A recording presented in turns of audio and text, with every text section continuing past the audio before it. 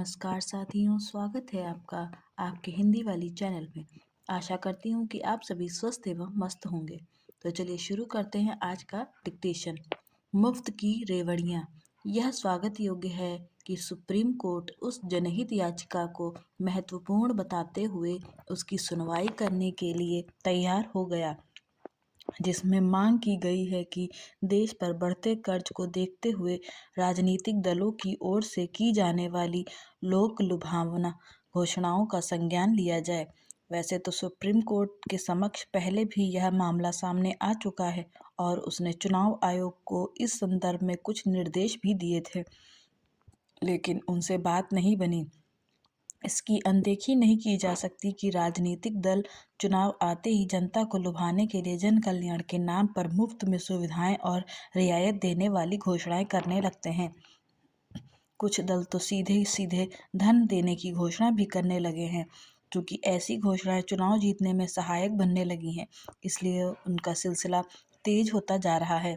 एक समय जो काम तमिलनाडु में होता था, वह अब शेष देश में भी होने लगा है।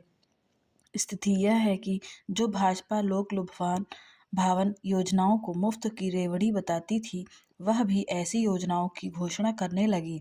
मुफ्त की योजनाएं यह कहकर शुरू की जाती हैं कि इससे निर्धन वंचित तबके को लाभ मिलेगा और उनका आर्थिक उत्थान होगा।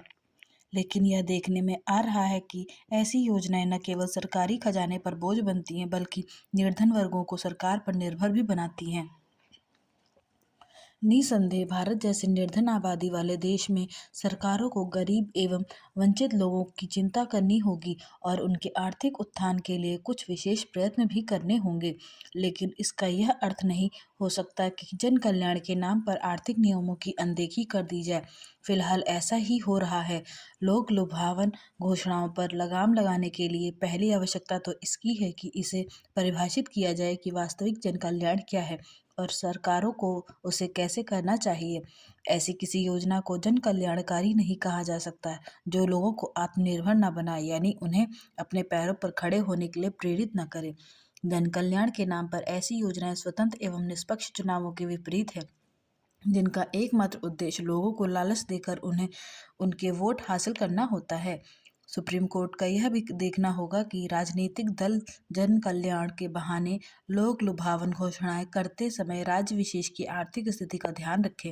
उन्हें ऐसी योजनाएं शुरू करने की अनुमति नहीं मिलनी चाहिए जो राज्य की आर्थिक स्थिति को डामाडोल करे और उनके पास बुनियादी विकास के काम करने के लिए भी धन का अभाव व्यक्त हो जाए। ध्यान रहे, कई राज्यों को अपने कर्मचारियों को समय पर वेतन देने की भी लाले पड़े हैं। धन्यवाद।